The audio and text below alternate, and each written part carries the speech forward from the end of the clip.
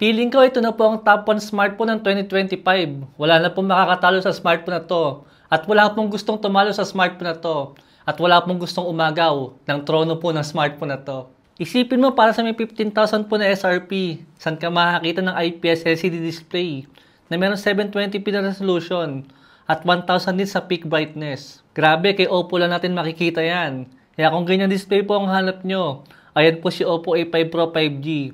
Para sa may 15,000 po na SRP, siya ang nag-iisang smartphone po na may ganyang klase ng display sa napakagandang presyo. Itong build quality po ni Oppo A5 Pro 5G ang pinaka-selling point po ng smartphone na to dahil meron po siyang plastic frame, saka meron po siyang plastic back. Ay sorry guys, mali po pala, hindi po pala tinatawag ni Oppo na plastic to. Dahil itong design po niya is meron po siyang military grade shock resistant. Grabe, sa pangalan pa lang dapat hindi na pwede sa may 15,000 na presyo to. Pero dahil mabait naman si Oppo, napakamura na daw niyan guys para sa may 15,000 po na presyo ngayon. Tapos isipin mo meron pa po siyang 58 mAh na battery, saka po 45 watts na charger. Totoo nga yung sinasabi ni Idol, kabahan ka na iPhone. 4,000 mAh lang ang battery mo at 22 watts lang yung charger mo.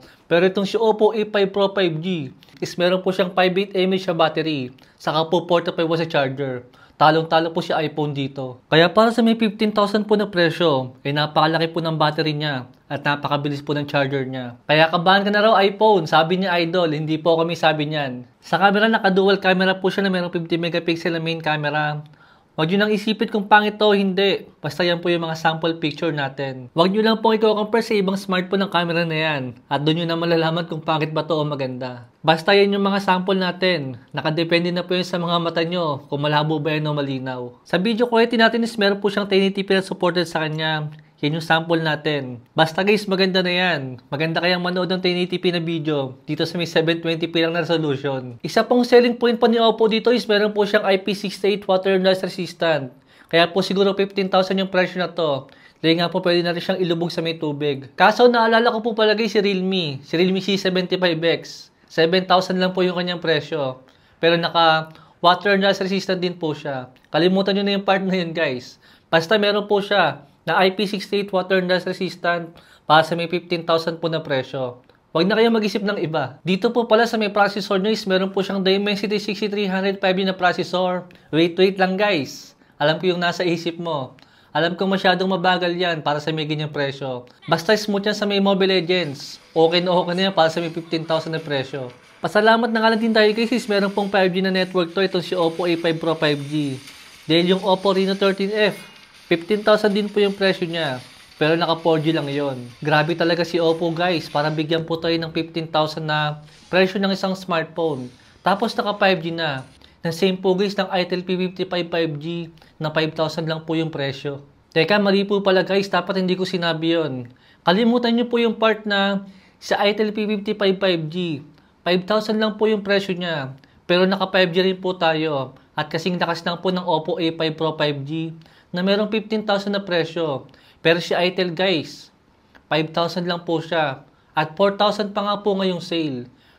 Pero parehas po silang 5G. Yan guys, kalimutan nyo po yung part na yan. Kunyari hindi nyo po narinig yan. Pero alam nyo po yung wala kay Itel na nandito nga po kay Oppo is yung military grade shock resistant niya. Siguro yan po yung malaking dahilan. Kaya po 10,000 yung difference na sa may presyo. Si Itel guys, wala po siyang military grade shock resistant. Pero itong si Oppo guys, meron po siyang military grade shock resistant. Pero the rest po ng specs nila almost identical na. Sa may display niya, saka po sa kanyang processor. Siyempre medyo lamang sa ibang specs to. Pero dapat nating isipin guys, military grade shock resistant.